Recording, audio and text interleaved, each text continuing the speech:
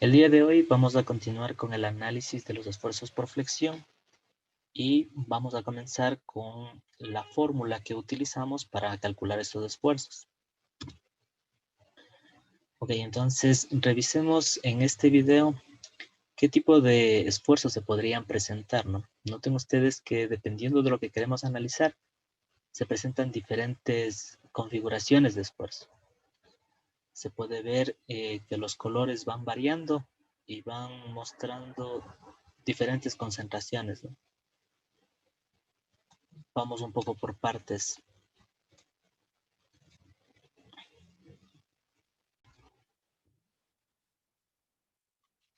Ok, entonces aquí tengo yo una viga simplemente apoyada y en esta viga simplemente apoyada yo tengo una carga puntual. Notemos que inicialmente en esta carga puntual pues aparecen unos esfuerzos mayores en el punto en donde estoy aplicando la carga.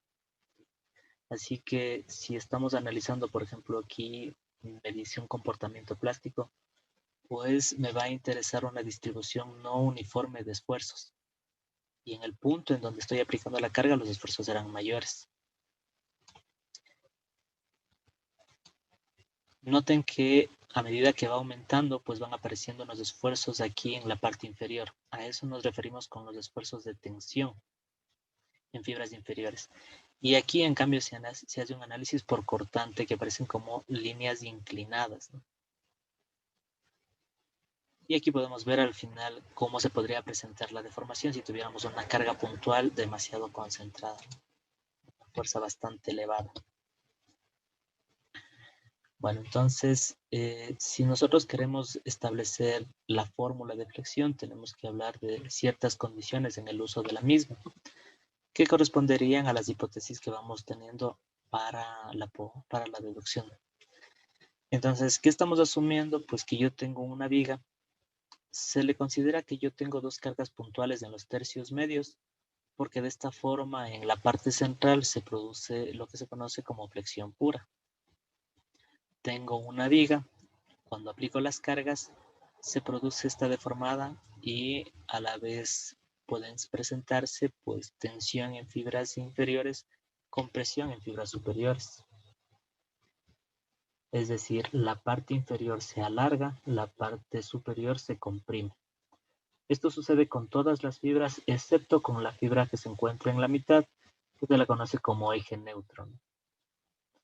Teóricamente, este eje neutro pues va a tener esfuerzos ceros y también las deformaciones no se van a presentar.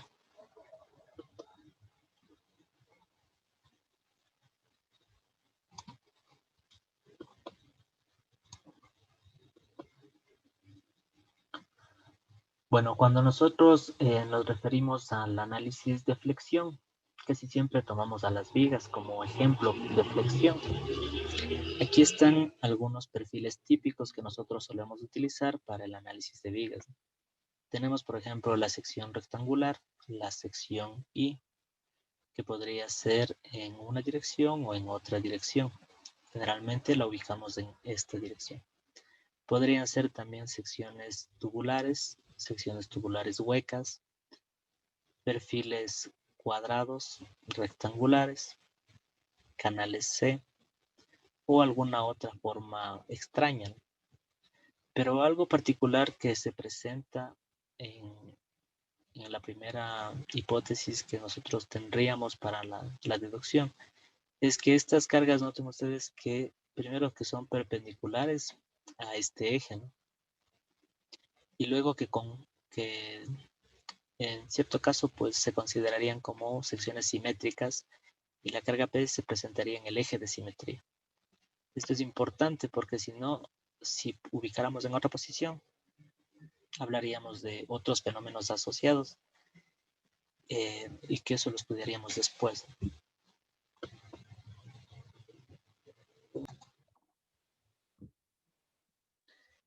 Tenemos acá, por ejemplo, estos otros casos en donde noten ustedes que tengo perfiles que no son simétricos y la carga se está aplicando en un punto que no es de simetría. ¿Qué va a suceder? Pues que aquí se va a generar una torsión adicional, ¿sí? Y en este caso, pues debería analizar las ecuaciones con otras hipótesis. Entonces aquí podemos ver por qué las hipótesis son importantes, ¿no? Porque un caso es diferente a otro y cada uno va a tener sus particularidades.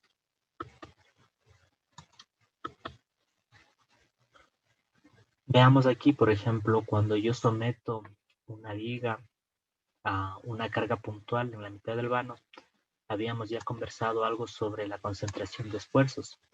Aquí puede verse a través de este modelo fotoelástico cómo los esfuerzos van variando dependiendo de la ubicación de las cargas.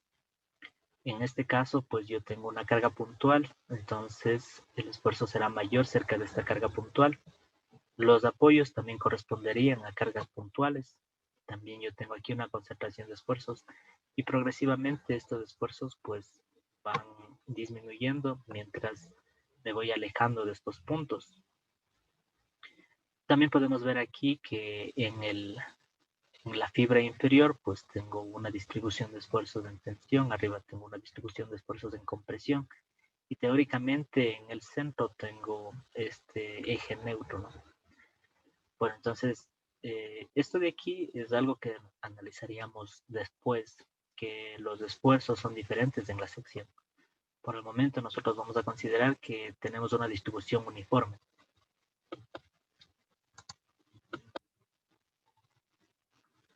Okay. Empecemos directamente con cuál es la ecuación que nosotros vamos a obtener. Lo hago de esta forma para que tratemos de entender y aprendernos de esta ecuación. Digamos, el esfuerzo entonces va a ser igual al momento flector multiplicado por una distancia y dividido para el momento de segundo orden. Vamos después a aclarar a qué se refiere cada uno de estos términos, ¿no? En todo caso, lo que podríamos decir es que este esfuerzo se presentaría a una distancia y si llevamos al límite de esa distancia y, tendríamos ya el esfuerzo máximo, ¿no? Noten ustedes, el esfuerzo en el caso de la flexión, pues obviamente se relaciona con el momento flector. Ese es el valor de m.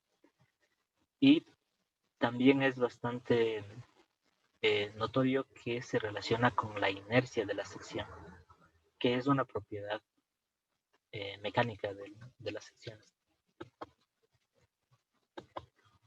Ok, entonces partamos de algunas hipótesis que debemos tener. Estas hipótesis vamos a categorizarlas. Hablemos primero de la geometría. La viga que vamos a analizar debe ser recta o casi recta. ¿A qué nos referimos con esto de que es recto o casi recto? Cuando yo voy aplicando las cargas en una viga, pues la sección irá progresivamente, al ser cargada, irá apareciendo tensiones en sus fibras. Sin embargo, lo que nosotros estamos analizando, ahí al final vamos a llegar a esta ecuación, pues toma en cuenta que esas deformaciones que se van a presentar no sobrepasan un límite, porque si sobrepasara un límite, pues la viga podría romperse o entrar en otros estados. Así que el hecho de tener una viga recta o casi recta, cuando está cargada, antes de ser cargada, y también un poco después de ser cargada, podríamos asociarlo con las deformaciones. Otra hipótesis que tenemos es que la sección transversal de la viga debe ser uniforme. Bueno, esto ya habíamos hablado algo sobre la homogeneidad.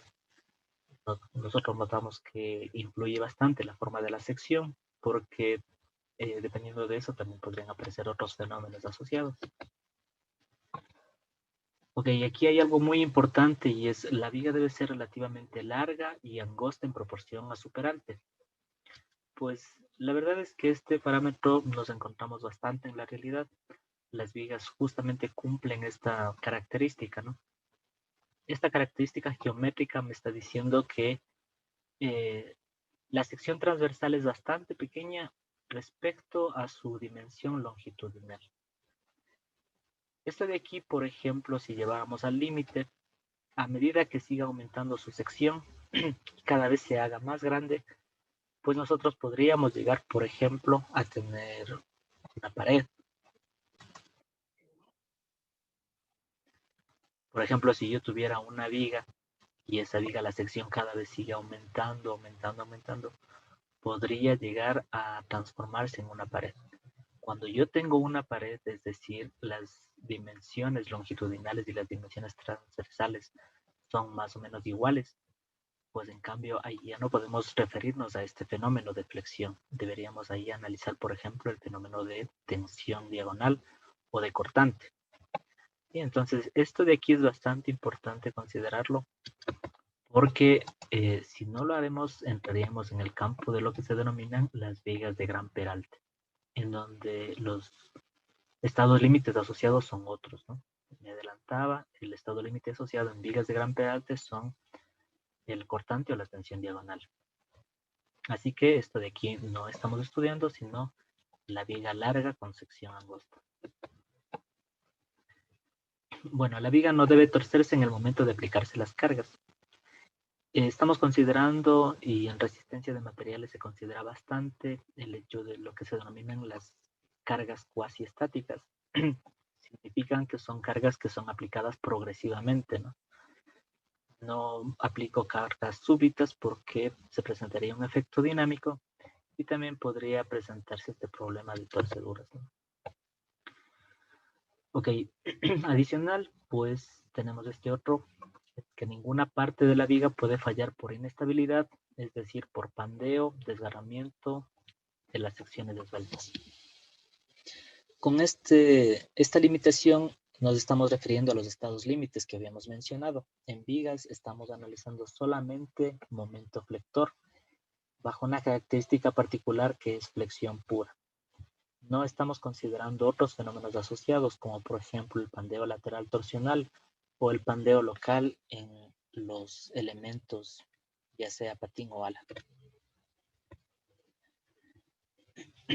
Vamos a hablar sobre el material. Bueno, el material al que nos estamos refiriendo debe ser homogéneo y su módulo de elasticidad debe ser igual a tensión y compresión. Bueno, estas son unas particularidades que tenemos en resistencia de material. El material con el que trabajamos es un material ideal, homogéneo e isótropo. A eso se refiere con que las propiedades deben ser iguales en la una dirección y en la otra, ¿no? Otra limitación es que el esfuerzo producido por las cargas no debe exceder el límite de proporcionalidad del material. En este primer análisis, cuando obtenemos esta primera ecuación, debemos estar muy claros que estamos trabajando en el rango elástico. A eso se refiere con no exceder el límite de proporcionalidad. Si nosotros excedemos este límite, pues estaríamos en el rango plástico y esta expresión de aquí se vería modificada por una expresión que es un poco más compleja, ¿no? En donde considera pues otros parámetros, ¿no? Aquí ya no será el parámetro de inercia y el parámetro de la dimensión Y, sino se asocia con un factor de plasticidad que se denomina Z. Entonces, para este caso, estamos en el rango elástico. Sobre las condiciones externas, pues mencionamos que todas las cargas y reacciones en los apoyos deben actuar perpendicularmente al eje de la viga. De no hacerlo, nuevamente esta expresión de aquí se vería modificada. Ya no trabajaríamos solamente con la flexión en la una dirección, MY por IX, sino trabajaríamos con la otra dimensión, que sería M por X sobre Y. Sí, entonces estamos considerando la flexión solamente en un sentido y por eso es que para que se cumpla esa hipótesis, pues deben ser perpendiculares al eje de la viga. Otro parámetro adicional es que la sección donde se va a calcular el esfuerzo no debe estar cerca del punto de aplicación de las cargas concentradas. Esto por lo que habíamos revisado antes respecto a la concentración de los esfuerzos. Cuando nosotros tenemos estos esfuerzos concentrados, pues la variación de la distribución no es lineal y ahí intervienen unos parámetros adicionales. Ahora, todas estas hipótesis que tenemos aquí, estamos reduciendo el fenómeno para poderlo estudiar de una forma más sencilla, ¿no?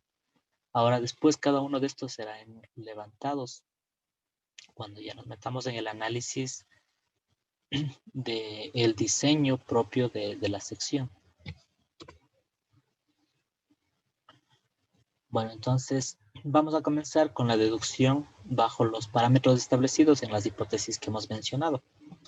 Lo que necesitamos es entonces trabajar con un pedazo de viga. Este pedazo de viga pues va a estar sometida, habíamos dicho, solamente a flexión. Es decir, estamos trabajando con flexión pura. A la final esta flexión pura se manifiesta como estos momentos flectores en los extremos. Esto de aquí, bueno, se puede lograr, habíamos dicho, como una viga que está con unas cargas puntuales en los tercios medios y estaríamos analizando la mitad de la sección. Bueno, entonces si hacemos esto, podemos obtener algunos parámetros importantes aquí. ¿Qué nos interesa saber?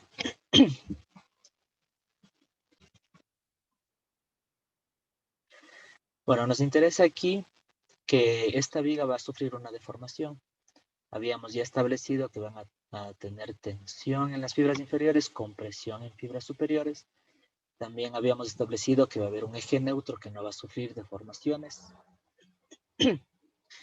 Y si nosotros mandamos hacia un punto bastante distante, ¿no? Aquí gráficamente parece que no es distante, pero en realidad es un punto bastante distante. Pues podemos ver que podríamos establecer esta especie de triángulo, ¿no? En donde veríamos que el punto en donde se está uniendo estas dos rectas, pues formarían el centro desde el cual se forma esta curvatura.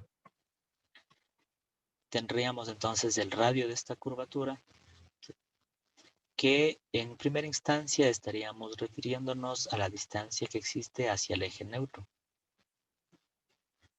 Si nosotros consideramos una fibra cualquiera a una distancia y, pues entonces trabajaríamos con esta fibra que está entrecortada y entonces tendríamos que la longitud de este radio sería el radio inicial menos esta longitud y. Sí, entonces ρ correspondería al radio de la curvatura, pero respecto al eje neutro. Noten ustedes que aquí también se va formando un ángulo, ¿no? Este ángulo teta. Ahora, en este gráfico en realidad están exageradas las dimensiones porque esto de aquí corresponde a una dimensión bastante pequeña. Otra cosa que nos va a interesar es qué sucede con la sección transversal, es decir, aquí con la sección de la viga. Por ejemplo, aquí se ha tomado una sección de forma trapezoidal. En este momento, la forma de la sección no nos interesa que sea simétrica, que la carga se esté aplicando perpendicular al eje longitudinal para que se cumplan las hipótesis. Pero lo que podemos ver es que tenemos una distancia y en donde están las fibras que estamos analizando y que en el límite, esta distancia y, si lo llevamos hasta el extremo, hablaríamos de una dimensión c, que sería entonces la distancia que existe desde el eje neutro hasta la fibra extrema. Ok, entonces con estos parámetros vamos a comenzar con el análisis, ¿no? Comencemos con el análisis de la geometría. Pues aquí podemos plantear por trigonometría, pues la tangente de este ángulo. Tangente es cateto opuesto sobre cateto adyacente. El cateto opuesto pues correspondería a la longitud de la fibra, ¿no? Respecto al cateto adyacente que correspondería al radio. Ahora, esto de aquí, recordemos nuevamente que estamos en el campo infinitesimal, ¿no? Por eso es que se cumple esta forma de aquí. Y en el límite podríamos decir que la tangente se parece bastante al seno y a la vez se parece también al ángulo. Por lo tanto, en lugar de trabajar con la tangente del ángulo, vamos a trabajar directamente con el ángulo. Tendríamos entonces que si multiplicamos ρ por teta, tendríamos a que es igual la longitud. Porque estamos trabajando en infinitesimales, ¿no? Bueno, entonces la longitud L', es decir, donde estamos nosotros tomando esta fibra, ¿no? Que era una distancia y, pues ya no sería ρ, sino sería este ρ menos y multiplicado por el ángulo. Entonces, si nosotros sabemos que la fibra neutra tiene una longitud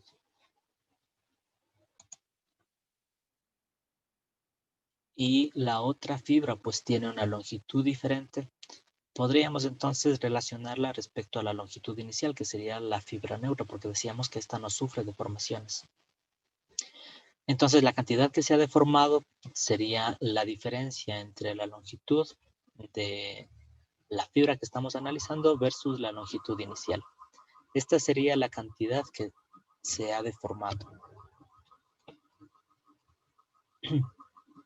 Si nosotros reemplazamos los valores de L y L', pues simplificando podríamos llegar a que la deformación es igual a la distancia y, que es la distancia desde el eje neutro hasta la fibra en estudio, multiplicado por el ángulo que estaríamos analizando. Ahora, si ya tenemos la deformación y sabemos la longitud inicial, nosotros podemos plantear cuál es la deformación unitaria.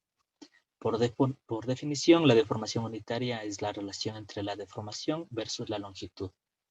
Y este parámetro de aquí es el que nos interesa a nosotros, relacionar la deformación unitaria. Reemplazando, pues, encontraríamos esta relación que nos interesa mucho en este caso, que es la relación de la deformación unitaria respecto a la distancia de la fibra que estamos analizando y respecto a este radio hasta el eje neutro. Con esta expresión de aquí, nosotros podríamos ya trabajar.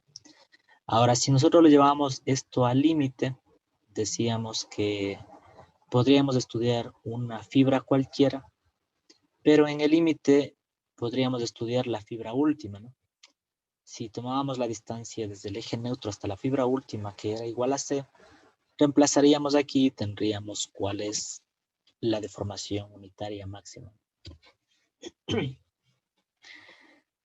Reemplazando esta deformación unitaria con la deformación unitaria anterior, tenemos la relación entre ambas. Notemos entonces que la relación entre las deformaciones unitarias pues corresponden a la relación entre las distancias desde el eje neutro hasta la fibra en estudio y desde el eje neutro hasta la fibra de distancia máxima. Bueno, aquí ya tenemos la parte de las deformaciones unitarias, pero recordemos que lo que queremos asociarles con los esfuerzos. Ahora, ¿cómo podemos asociar los esfuerzos con las deformaciones? Pues podríamos utilizar la ley de Hooke.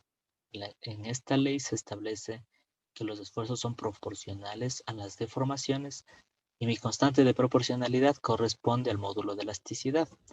Pero recordemos que esto de aquí podemos realizarlo solamente en el rango elástico, ¿no? De aquí la limitación de trabajar solamente en este rango de proporcionalidad. Ok, entonces vamos nosotros aquí a tener este valor del módulo de elasticidad por la deformación unitaria. El módulo de elasticidad se conservaría. La deformación unitaria, pues, es de la expresión que tenemos acá arriba.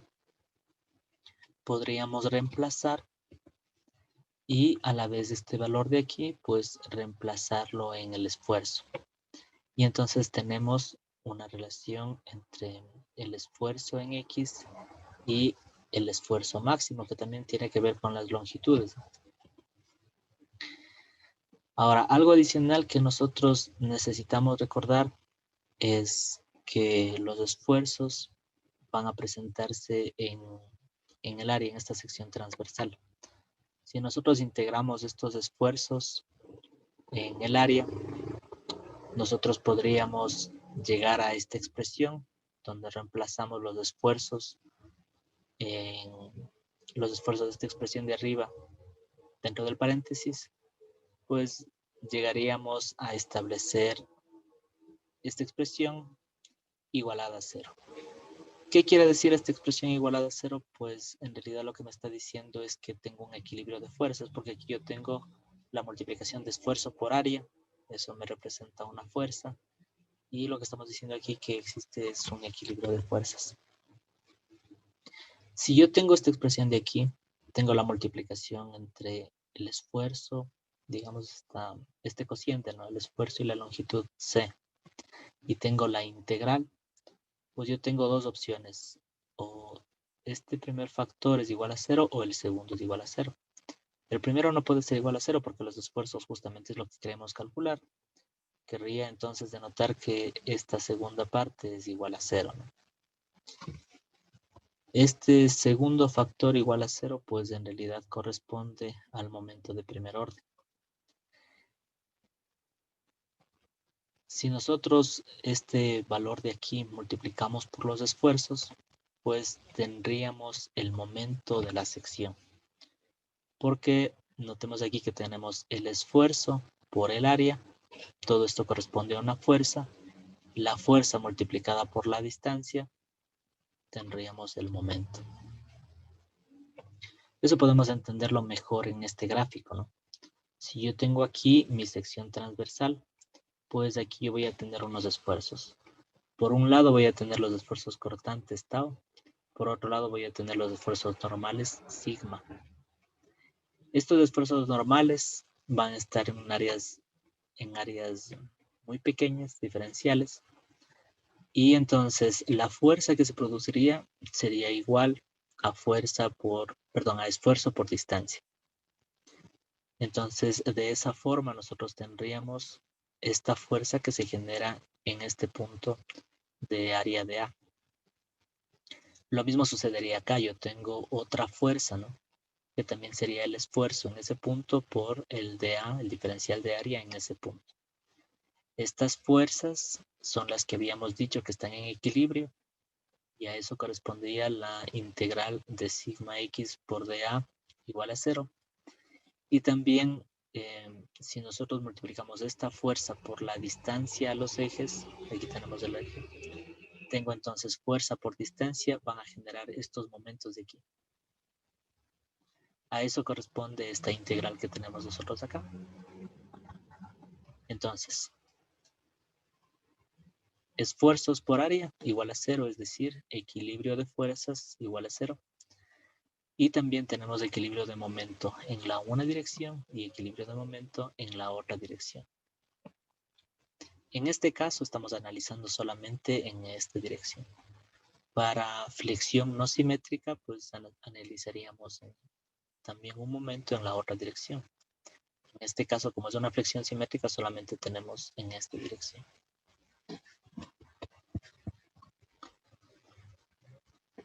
Bueno, entonces tenemos ya el valor de menos y, que era la distancia desde el eje neutro hasta la fibra en estudio. Y al esfuerzo, nosotros ya habíamos tomado un valor, lo reemplazamos. Y si de aquí sacamos la expresión, las constantes me quedan en la integral y cuadrado sobre dA. Y esto sería igual al momento, ¿no? Recordemos que esta integral de y cuadrado sobre dA en realidad corresponde a la definición del momento de segundo orden, es decir, a la inercia de la sección. Por lo tanto, si reemplazamos y despejamos de aquí los esfuerzos, pues tenemos que sería el momento por la dimensión C, que es la distancia desde la fibra en estudio hasta la fibra máxima, y eso dividido para la integral de y cuadrado por dA, que habíamos dicho que es la definición del momento de segundo orden. Con eso tenemos entonces a que son iguales los esfuerzos por flexión. Los esfuerzos por flexión entonces son iguales al momento flector multiplicado por la distancia desde el eje neutro hasta la fibra en estudio, dividida para la inercia de la sección. Este primer caso sería un esfuerzo máximo cuando estamos analizando en la fibra extrema, y si queremos analizar en cualquier otro punto, pues tomaríamos la distancia y. que sería la distancia que va desde el eje neutro hasta cualquier fibra en estudio. C sería hasta el extremo superior o inferior. Ok, vamos a realizar un ejercicio. Y vamos a ver algunas instrucciones para el uso de esta expresión. Bueno, entonces si nosotros notamos, lo que queremos hacer es calcular el esfuerzo, ¿no? Para calcular el esfuerzo, notemos que necesitamos, por un lado, el momento flector. Por lo tanto, vamos a necesitar los diagramas de momento. Para poder utilizar el diagrama de momento, podríamos también calcular el diagrama de cortante para la integración gráfica, ¿no? Pero lo que necesitamos es el diagrama de momentos para saber qué momento queremos evaluar. La distancia C, pues, esta es la distancia desde el eje neutro hasta la fibra en estudio. Por lo tanto, necesito la ubicación del eje neutro. Eso tendríamos en el centroide de la sección. Con eso yo podría calcular esto. El momento de segundo orden o la inercia de la sección también es el otro parámetro que necesitamos. Y luego que evaluemos esto, pues deberíamos analizar en qué fibra quiero yo estudiar. Si quiero estudiar en la fibra extrema o en alguna fibra intermedia. Con eso podríamos entonces evaluar el esfuerzo.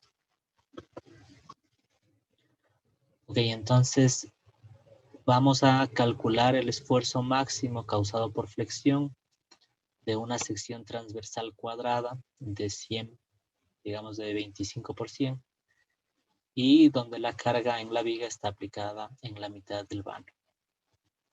Tengo entonces una viga simplemente apoyada con una carga puntual en la mitad del vano.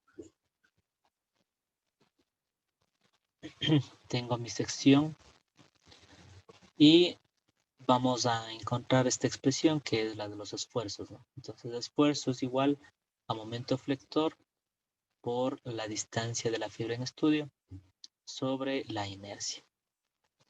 Ok, entonces aquí tenemos estos parámetros. Necesitamos encontrar cada uno de los componentes para poder evaluar el esfuerzo. La primera parte sería la evaluación del momento flector que queremos estudiar. Para eso trazamos los diagramas de corte y los diagramas de momento. Bueno, entonces en el diagrama de cortante yo puedo obtener primero, con diagrama de cuerpo libre, las reacciones. Tengo que vale 750 en un lado, 750 al otro lado, porque es una viga simétrica, ¿no? Entonces las reacciones se dividen para dos, en este caso. Tengo aquí una carga de 750, entonces en mi diagrama de cortante pongo esta carga de 750. Como no tengo cargas intermedias aquí, pues permanece constante mi diagrama de corte cuando en el punto central se produce un cambio brusco debido a la presencia de esta carga puntual.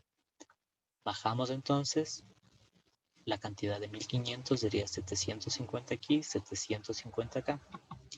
Y luego seguimos avanzando en la viga. Como aquí no tengo ninguna otra carga adicional, permanece constante. Y en el extremo derecho, pues tengo esta carga puntual que corresponde a la reacción, que sube 750. Podemos ver entonces que aquí yo tengo carga igual a 0. No tengo carga. Por eso es que mi diagrama de cortante corresponde a una línea horizontal. La pendiente de esta línea horizontal es una pendiente 0. Para saber si hemos realizado esto adecuadamente, pues el sistema debería encontrarse en equilibrio, ¿no? Es decir, el área del lado izquierdo debería ser igual al área en el lado derecho. Notamos que tengo 750 por 1,7 y aquí 750 por 1,7. Por lo tanto, se cumple el equilibrio y han sido adecuadas las reacciones. Vamos con mi diagrama de momento. En este caso, el momento se ha graficado con la nomenclatura aritmética, digamos, donde el momento está positivo hacia arriba y negativo hacia abajo. Habíamos mencionado que para nosotros a veces es más adecuado graficarlo al revés, es decir, como un triángulo hacia abajo, porque eso nos está indicando en qué lado se presentan las tensiones. Sin embargo, vamos a hablar solamente de la forma del gráfico en este caso. Decíamos que mi diagrama de cortante tengo pendiente 0. Entonces mi diagrama de momento, como corresponde a la integral de la ecuación de cortante, entonces si aquí tengo pendiente 0 de grado 0, aquí tendré una línea de grado 1, es decir, una recta. Tengo también que evaluar las condiciones de borde. Si tengo aquí una viga simplemente apoyada, en los extremos voy a tener rotación 0 porque se permiten las rotaciones. No tengo una restricción hacia las rotaciones. Por lo tanto, comienzo en momento 0, termino en momento 0. Debo partir de momento 0 en forma lineal hasta un punto. ¿Hasta qué punto llego?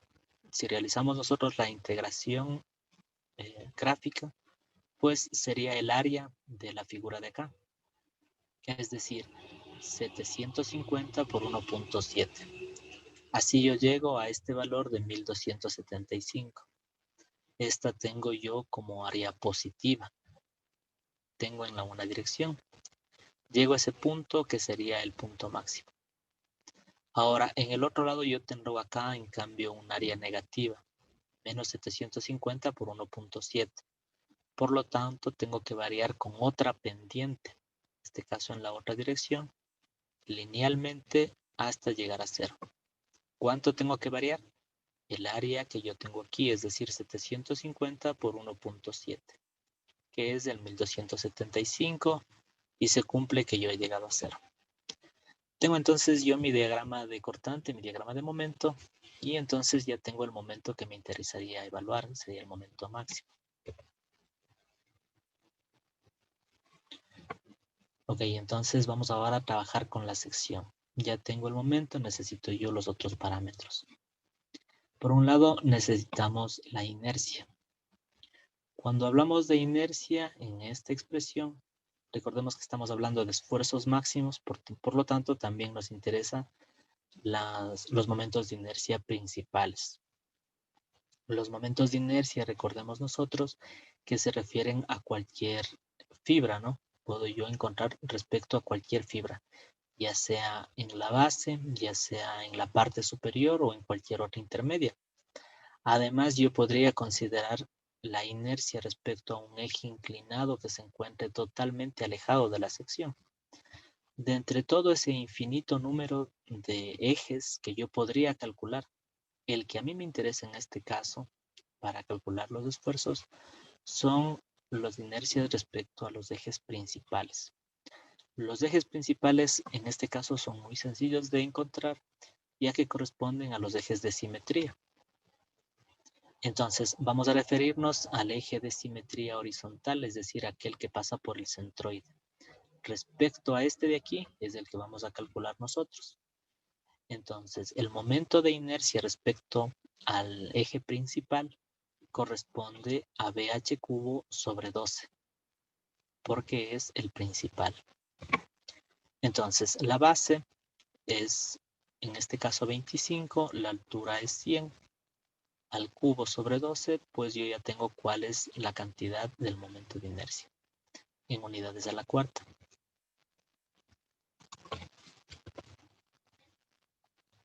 Ahora vamos a evaluar a una fibra, a una distancia desde el eje neutro a la fibra en estudio. Yo tengo el eje neutro aquí, el eje centroidal, digamos, y yo podría evaluar en cualquier punto de estos. Sin embargo, por lo general, yo quiero encontrar los esfuerzos máximos, por lo tanto, me interesan a mí las distancias máximas. La que a mí me interesaría evaluar sería la distancia que existe desde el eje centroidal hasta la fibra extrema. En este caso coincide que es la mitad de la sección y por lo tanto sería 50 milímetros. En este caso también resulta que como es una viga con una sección con doble simetría, estamos en la mitad. La distancia C, que está analizando la fibra que está en tracción acá abajo, y la distancia C, que está analizando la fibra que está en compresión, es decir, la de arriba, pues ambas distancias en este caso resultan iguales. No siempre es así. En otras circunstancias debería yo pensar qué distancia voy a tomar dependiendo si quiero encontrar los esfuerzos en tracción o los esfuerzos en compresión. Como en este caso son iguales, pues resultaría que yo tendría tanto para la tensión como para la compresión. Entonces de mi ecuación ya tengo yo el momento de la expresión anterior, ya tengo la distancia desde el eje neutro hasta la fibra en estudio y ya tengo mi momento de segundo orden. Puedo entonces evaluar estos valores reemplazando y encontrar cuál es el esfuerzo máximo que se podría producir en esta sección, considerando el fenómeno de flexión con su particularidad de flexión pura. Con esto concluye entonces la clase del día de hoy.